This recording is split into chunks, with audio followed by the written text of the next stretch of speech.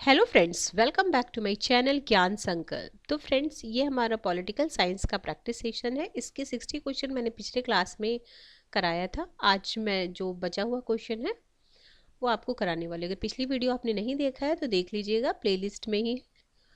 चलिए स्टार्ट करते हैं। चैनल पे पहली बार आए हैं तो प्लीज़ चैनल को सब्सक्राइब कर लीजिएगा और वीडियो को लाइक कीजिएगा। करते हैं स्टार्ट आज का क्लास। आज के क्लास का फर्स्ट क्वेश्चन है, निम्नलिखित में से कौन पारिस्थितिकी नारीवादी से जुड़ी हुई है। ये आपका यूजीसी नेट 2019 में आया हुआ है। ये ऐसे जो क्वेश्चन है ये आपका यूपीएससी का है, ओल्ड क्वेश्चन। ठीक है, तो इसका राइट आंसर हो जाएगा Vandana Shiva. Option number C is the right answer. Next question है, निम्न में कौन एक अभ्युगम पगहंस जयमेरगंथाव द्वारा प्रतिपादित नहीं किया गया है। देखते हैं एक एक ऑप्शन। यथार्थवादी सिद्धांत की मास्टर कुंजी हित की संकल्पना जिसे शक्ति के रूप में परिभाषित किया गया है। बी है अंतर्राष्ट्रीय राजनीति में राज्य प्रदान करता है। सी है शक्ति व्यक्ति का एक दूसरे व्यक्तियों के मन और क्रियाकलाप पर नियंत्रण है। डी है राष्ट्र अपने नागरिकों और केवल अपने ही नागरिकों के अच्छे जीवन में अभिवृद्धि करने के लिए शक्ति का प्रयोग है। तो option number D is the right answer, क्योंकि इसमें नहीं पूछा जा रहा है ना, बाकी ये तीनों संकल्पनाएं उनके द्वारा दी गई है। कौन सा नहीं है, तो ऑप्शन नंबर डी। नेक्स्ट है, अंतरराष्ट्रीय संबंधों में यथार्थवादी सिद्धांत 3 मान्यताओं पर आधारित है। कौन कौन सी है और कौन नहीं है ये पूछा जा रहा है, यानी 3 इसमें ऑप्शन में सही है और 1 नहीं है, वही आपका आंसर है। पहला है, राजनेता अपने राष्ट्रीय हित की आकांक्षा करता है और उन्हें आगे बढ़ाता है। ठीक है, राष्ट्रीय हितों के लक्ष्य को पूरा करने में राजनेता नैतिक सिद्धांतों को ध्यान में रखते हैं। सी है, प्रत्येक राज्य का राष्ट्रीय हित उसके प्रभाव के विस्तार में निहित है। डी है, राज्य अपने हितों के संरक्षण और संवर्धन के लिए अपनी शक्ति अथवा प्रभाव का प्रयोग करते हैं। तो इसका राइट आंसर कौन नहीं है, तो ये डी इस बी हो जाएगा। क्वेश्चन नंबर 64, निम्नलिखित में से कौन एक मॉडर्न कैपलान के सामान्य प्रणाली के शक्ति संतुलन मॉडल का कार्य संचालक सिद्धांत नहीं है। पहला ऑप्शन है, राष्ट्र किसी एक राष्ट्र अथवा राष्ट्रों के संघटक द्वारा प्रबल स्थितियां हासिल करने का विरोध करते हैं। बी है, प्रत्येक राष्ट्र बिना युद्ध किए अपनी शक्ति को बढ़ाने का प्रयास करता है। सी है, एक परास्त राष्ट्र व्यवस्था को पुनः प्रवेश की अनुमति नहीं पाता। डी है,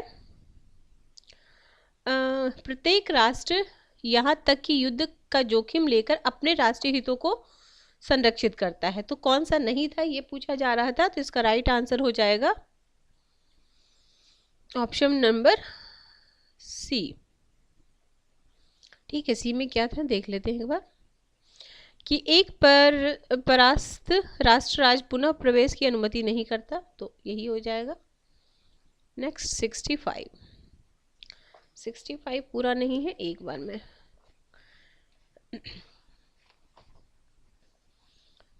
एक मिनट। 65 में है, निम्न में से मार्टिन कैपलान द्वारा परिभाषित असंगठित द्विध्रुवीय व्यवस्था और सहत द्विध्रुवीय व्यवस्था के मध्य अंतर के संबंध में कौन सा कथन सही नहीं है। ठीक है, तो राइट आंसर है सी। पहला ऑप्शन है, गुट्टेतर राष्ट्रीयकर्ता और सार्वभौमिक कर्ता जो है असंगठित द्विध्रुवीय व्यवस्था में महत्वपूर्ण भूमिका निभाते हैं और ये सहत द्विध्रुवीय व्यवस्था में या तो लुप्त हो जाएंगे या महत्वपूर्ण नहीं रह जाएंगे। बी है, गुटेतर राष्ट्रकर्ता सार्वभौमिक कर्ता जो कि असंगठित द्विध्रुवीय व्यवस्था के सार्वभूत अंग हैं, सहत द्विध्रुवीय व्यवस्था में पूर्णतः लुप्त हो जाएंगे। सी है, सहत द्विध्रुवीय व्यवस्था में केवल गुटेतर राष्ट्रकर्ता या तो लुप्त हो जाएंगे या महत्वपूर्ण नहीं रह जाएंगे, ये वाला ऑप्शन है द्विध्रुवीय व्यवस्था। तो यही इसका राइट आंसर है। नेक्स्ट क्वेश्चन है, निर्णय निर्माण उपागम हेराल्ड स्प्राउट तथा मार्गेट स्प्राउट द्वारा अपनाई गई प्रणाली। तो इसमें हो जाएगा पर्यावरणीय कारकों पर ज्यादा बल देते हैं। ऑप्शन नंबर 66 का हो जाएगा ऑप्शन नंबर बी। नेक्स्ट है 67 में है क्या, निम्न में से एक रिचर्ड स्नाइडर द्वारा दी गई निर्णय निर्माण की 3 प्रमुख विशेषता में नहीं है। तो उनकी जो 3 विशेषता दी गई उसमें कौन सा नहीं है? तो वाद नहीं है, प्रतियोगिता का क्षेत्र है, संप्रेषण और सूचना और अभिप्रेरणा। देखिए ये 3 है उनका। कौन कौन सा? सक्षमता के क्षेत्र है या प्रतियोगिता, फिर संचरण का है और अभिप्रेरणा या। ठीक है, नेक्स्ट क्वेश्चन थोड़ा सा निम्न, ये छोड़ दीजिए। नेक्स्ट क्वेश्चन, निम्न में कौन अंतर्राष्ट्रीय संबंध में राज्य के केंद्रीय महत्व पर सहमत नहीं है? केंद्रीय महत्व पर कौन सहमत नहीं है? तो संरचनात्मक यथार्थवाद। संरचनात्मक यथार्थवाद अंतर्राष्ट्रीय अराजकता में विश्वास करते एवं संस्थाओं के महत्व पर बल देते हैं और गैर सरकारी संगठनों एवं विभिन्न प्रकार के संगठन। 60। नेक्स्ट क्वेश्चन है 70 क्वेश्चन है, भूमंडलीकरण की विशेषता क्या है? तो देखिए, सूचना और संचार में तीव्र परिवर्तन, उत्पादन और संस्कृति की प्रक्रिया अन्योन्याश्रित तथा अंतः मिश्रित, और चौथा है एक भूमंडलीय आधारित संरचनात्मक संप्रेषण जाल तंत्र और वित्तीय संस्था। Option D. नेक्स्ट 71, निम्न में कौन सा नव उदारवाद का प्रमुख तर्क नहीं है? ठीक है, तो ये है वर्णन के परास को मजबूत करने के लिए सक्षमकारी संसाधन व्यक्तियों और समूहों को प्रदान किए जाने चाहिए। तो ऑप्शन बी। नेक्स्ट क्वेश्चन है क्वेश्चन नंबर 72, निम्न में कौन एक संरचनात्मक सामंजस्य का भाग नहीं है? तो यह है सरकारी क्षेत्र के कर्मचारियों के वेतनमानों को पुनर्गठित करना। Option D. मैच करना है, निर्णय निर्माण है, खेल सिद्धांत है, यथार्थवादी सिद्धांत है, व्यवस्था सिद्धांत है। तो इसका राइट आंसर है, देखिए, निर्णय निर्माण हो जाएंगे जॉन बर्टन, खेल सिद्धांत मार्टिन सुबिक, यथार्थवादी हो जाएंगे आपके मैरियनथाउ और व्यवस्था मार्टिन कैपलॉन। नेक्स्ट है 74, निम्न कथनों पर विचार कीजिए। आर्थिक मुद्दे राजनीतिक यथार्थ के संदर्भ में ही समझे जा सकते हैं। दूसरा है संसाधन स्वामित्व, शक्ति और वितरण के राजनीतिक प्रश्न विकास की प्रक्रिया को निर्धारित करता है। तीसरा, उत्पादन और वितरण घनिष्ठ रूप से संबंधित है। इनमें कौन 1960 और 70 के दार्शक के राजनीतिक यथार्थवाद व्यवस्था उपागम के अंतर्गत थे? तो ये दूसरा और तीसरा। सरकार का प्रथम व्यवस्थित वर्गीकरण, तो ये अरस्तु किए थे। आगे सामाजिक पूंजीवाद की संकल्पना प्रस्तुत किए थे बीएस नायपॉल। बेवर का कार्य संकेंद्रित है, तो सरकार की वैधता पे। निम्न में कौन एक यूएसए और भारत की संघ राज्य पद्धति के सामान्य विशेषता नहीं है? तो न्यायिक संगठन की 2 सामुच्य, देखिए, केंद्र और राज्य में शक्तियों का वितरण, सर्वोच्च न्यायालय का अस्तित्व, लिखित संविधान। नेक्स्ट है, निम्नलिखित में कौन सा कथन सही है? क्या 79 का पहला है ऑप्शन है, फ्रांस के संविधान के अनुसार क्या फ्रांस के संविधान के अनुसार मंत्रिमंडल राष्ट्रपति, प्रधानमंत्री और अन्य मंत्रियों से मिलकर बनता है। बी है, फ्रांस का राष्ट्रपति राष्ट्र की नीतियां निर्धारित करता है एवं संसद के प्रति उत्तरदायी है। सी है, फ्रांस का राष्ट्रपति मंत्रिपरिषद की बैठक की अध्यक्षता करता है। कौन सा? तो इसका ऑप्शन नंबर सी 70 क्या है, 79 का option number C is the right answer. तो फ्रांस के राष्ट्रपति की मंत्रिपरिषद की बैठक की अध्यक्षता करता है। यदि मंत्रिपरिषद के खिलाफ अविश्वास प्रस्ताव पारित हो जाता है तो राष्ट्रपति मंत्रिपरिषद को बनाए रख सकता है।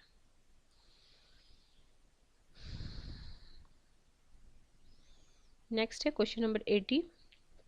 जर्मन का चांसलर निर्वाचित होता है। इसमें आंसर ये गलत दिया, ऑप्शन सी हो जाएगा बुंडेसटाग, जिसको प्रतिनिधि सदन कहते हैं। नेक्स्ट है, निम्न में कौन सा एक कथन चीन के संदर्भ में सही नहीं है? तो चीन का साम्यवादी दल प्रजातांत्रिक केंद्रवाद पर आधारित संगठित है। ठीक है, नेक्स्ट क्वेश्चन है क्वेश्चन नंबर 82। प्रजातंत्र इसलिए वांछनीय है क्योंकि इसमें सकल संतुष्टि शासन की अन्य प्रणालियों की अपेक्षा बेहतर समाहित है। तो इसका होगा उपयोगितावादियों द्वारा, ऑप्शन नंबर बी। क्वेश्चन 83। निम्न में कौन एक समुच्चय राजनीतिक विज्ञान के विषय क्षेत्र को परिभाषित करते हैं? तो राज्य, सरकार, विधियां, सभ्य समाज और राजनीतिक दल। नेक्स्ट है दर्शन शास्त्र, समाज शास्त्र, अर्थशास्त्र और राजनीतिक विज्ञान। तो हो जाएगा दर्शन मन, समाज शास्त्र हो जाएगा स्तरीय, अर्थशास्त्र है आपका शक्ति। आगे है रजनी कोठारी है, भीखू पारेख, इकबाल नारायण, पार्थ चटर्जी। तो भीखू पारेख हो जाएंगे बहुसंस्कृति से, तो बी में फर्स्ट, तो यानी ये दोनों में ही से कोई होगा, बी में फर्स्ट करते हैं। और रजनी कोठारी है आपकी ये सेकंड, राजनीतिक दलीय व्यवस्था। और इकबाल नारायण है भारत में राज्यों की राजनीति, और पार्थ चटर्जी है भारतीय राष्ट्रवाद से संबंधित। आगे राजनीतिक विज्ञान में व्यवहारवाद एक प्रवृत्ति थी जिसने राजनीतिक विज्ञान को प्राकृतिक विज्ञान में बदलने का प्रयास किया।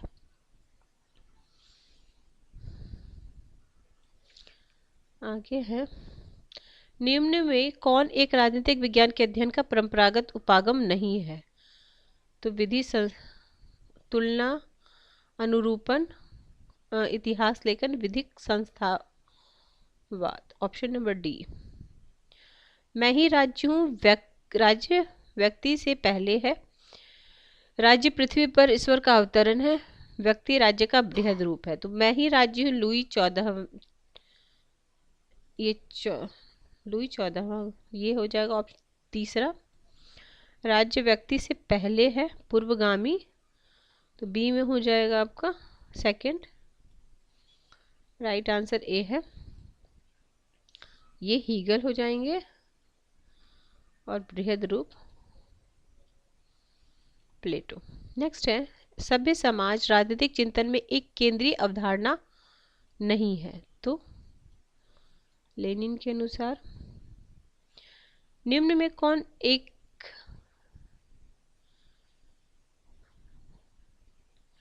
निम्न में से किस एक शासक की शक्ति की वैधता प्रदत्त नहीं होती है?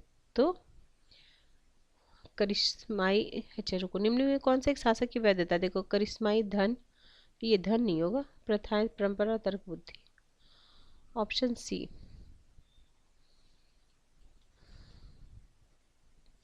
निम्न में एक संकल्पना नागरिकता को प्रजा होने से भिन्न करता है? तो अधिकार। बेनेडिक्ट एंडरसन ने राष्ट्र की विशेषता बताई है तो एक कल्पित समुदाय के रूप में। देशीकरण के द्वारा नागरिकता प्राप्त करने का आधार, तो चयन। पॉल कैनेडी, महातिर मोहम्मद और सिंतोरा सिहामा, बी.एस. Naipaul, Huntington. तो देखिए कैनेडी का है आपका for rise and fall of great powers, और फिर है मोहितर का है एन तीसरा, एन एशिया टेंट कैन नो, वी.एस. नाइपॉल का है बियॉन्ड, और हंटिंगटन तो सबको पता है क्लैश ऑफ सिविलाइजेशन। निम्न में किसने टी.एच. ग्रीन के राज्य विषयक विचारों की व्याख्या की है? मानव चेतना स्वतंत्रता चाहती है, स्वतंत्रता के लिए अधिकार आवश्यक है, और ठीक है, स्वतंत्रता तथा अधिकार राज्य की मांग करता है, तो ये है बारकर का। आगे, विश्व को भूमंडलीकरण करने के संबंध में निम्न पर विचार कीजिए। तो अनुषंगी प्रौद्योगिकी, सूचना और संप्रेषण के तरीके, नई वित्तीय संस्थाओं का उदय, भूमंडलीय सभ्य समाज का विकास, तो सारा कुछ है। 97। मानव अधिकार की अवधारणा निम्नलिखित में से किस परिप्रेक्ष्य में आलोचना की गई है? तो सार्वभौमिकतावाद में। नेक्स्ट क्वेश्चन है, 3 प्रमुख संविदाओं के अतिरिक्त निम्न में क्रमशः किसमें प्राकृतिक अधिकार का सिद्धांत अस्वीकार किया है? तो ये पेन और बेंथम, इन्होंने प्राकृतिक अधिकार को बकवास का, इन्होंने इसकी आलोचना की है। अगला, विधि का शासन जिस प्रकार की समानता का को प्रतिस्थापित करता है, तो प्रक्रियात्मक। रॉल्स की न्याय की अवधारणा उदारवादी।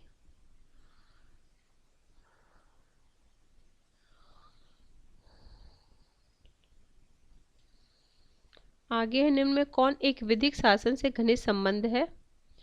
तो संविधानवाद। Option number C is the right answer. Next है, हीगल ने सभ्य समाज को देखा है, तो सार्वभौमिकता के साकार के रूप में।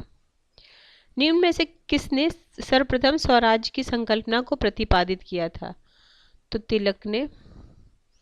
राज्य व्यवस्था पॉलिटी लोकतंत्र के आधुनिक अर्थ में अपेक्षाकृत अधिक अस्थायी तथा क्रांति के लिए कम अवसर प्रदान करती है। इस कथन का श्रेय तो अरस्तु को जाता है। लोकतंत्र को शक्ति के व्यापक वितरण के तरीके के रूप में समझना और एतद् द्वारा कुछ हाथों में इसका संकेंद्रण हो जाने को रोकना कहलाता है, तो यह संघवादी। निम्न में से किसने शैक्षणिक योग्यता का मत देने के अधिकार के रूप में समर्थन किया है? तो जे.एस. मिल। नेक्स्ट है, निम्न में कौन लोकसभा चुनावों में डाले गए मतों के पुनर्गणना का आदेश दे सकता है यदि कोई प्रत्याशी इस तरह की मांग करता है? तो भारत का निर्वाचन आयोग। सहभागी लोकतंत्र के लिए आवश्यक है अभिशासन में नागरिकों का ज्यादा और सक्रिय भाग लेना। आगे, निम्न में कौन एक राजनीतिक उत्तरदायित्व को सुनिश्चित करने की युक्ति नहीं है? तो दबाव समूह। यूएसए में दबाव समूह के सर्वाधिक पसंद की गई प्रवृत्ति है, तो यह है लॉबी। अहम क्वेश्चन नंबर 111, अहम इसके लक्ष्यों के पूर्व है और अधिकार हित से पूर्व, तो यह है कांट का कथन। क्वेश्चन नंबर 112, निम्नलिखित में से किसने तर्क दिया कि अतीत की परिस्थितियां अथवा लोगों के व्यवहार विभेदक पात्रता को उत्पन्न कर सकता है? तो जॉन रॉल्स। नेक्स्ट है, निम्नलिखित कथनों पर विचार कीजिए। प्रबोध के अनिवार्य तत्व, तो देखिए इसमें हो जाए, मनुष्य जन्मजात रूप से भ्रष्ट है, जीवन का अंत स्वयं जीवन न कि मृत्युपरांत दिव्य जीवन है, और चौथा है, मनुष्य अपने अच्छे जीवन के प्रथम अनिवार्य शर्तों मनुष्यों के मनों को अज्ञान और अंधविश्वास के बंधनों से मुक्त करता है।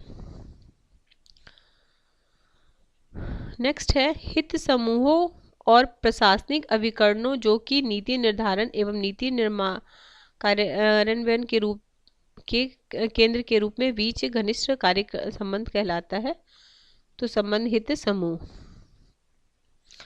मैच करना है, एम.के. गांधी है, जवाहरलाल नेहरू है, बी.आर. अम्बेडकर है और ए.एम.एस. नंबूद्रिपाद। तो देखिए गांधी जी किससे प्रभावित थे? तो जॉन रस्किन से, और जवाहरलाल नेहरू सिडनी बर्मा। तो ए में 3 और बी में 4, और B R Ambedkar John Dewey, और इनका हो जाएगा लेनिन। नेक्स्ट है क्वेश्चन नंबर 116। क्या है क्वेश्चन? निम्न पर विचार कीजिए, इनमें से कौन सोशलिस्ट पार्टी के सदस्य थे?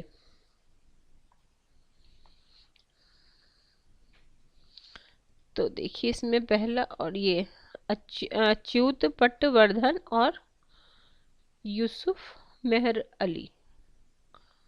116 का 20 बी हो जाएगा राइट आंसर। नेक्स्ट है श्रीलंका है, यूनाइटेड किंगडम है, दक्षिण अफ्रीका है। तो ए में हो जाएगा सेकेंड यूपीएन, ये दक्षिण अफ्रीका, मैक्सिको पीसी, राजनीतिक दल और राज्य। आगे भारतीय राष्ट्रीय व्यापार संघ कांग्रेस का एक उदाहरण है। तो संघात्मक एसोसिएशन, दबाव समूह। निम्न में किस एक देश में संसदीय और अधिष्ठात्मिक तरह की सरकारों का सम्मिश्रण है? तो ये फ्रांस में है, ऑप्शन नंबर बी। निम्न में से किस एक समुदाय में सभी संघीय राज्य हैं? तो ये हो जाएगा option D, America, Australia, Malaysia और कनाडा। ठीक है, चलिए आज इसमें 120 क्वेश्चन थे, तो चलिए हमने कर लिया इस क्वेश्चन पेपर को कंप्लीट। तो मिलते हैं हम नेक्स्ट वीडियो में। किसी वजह से चैनल हेल्प कर रहा है प्रिपरेशन में, तो ज़रूर चैनल को सब्सक्राइब कर लीजिए और वीडियो को लाइक कीजिए, और बहुत सारे कंटेंट आपको मिल जाएंगे चैनल पे, आप देख सकते हो प्लेलिस्ट को। अगर सब्जेक्ट आपका पॉलिटिकल साइंस, हिस्ट्री है, और किसी भी स्टेट से अगर आप हो, पीजीटी या टीजीटी का एग्ज़ाम दे रहे हो या असिस्टेंट प्रोफेसर का, तो आपको ये सारे क्वेश्चन काफ़ी हेल्प करने वाले हैं। मिलते हैं हम नेक्स्ट वीडियो में। Till then bye bye, keep watching and keep sharing.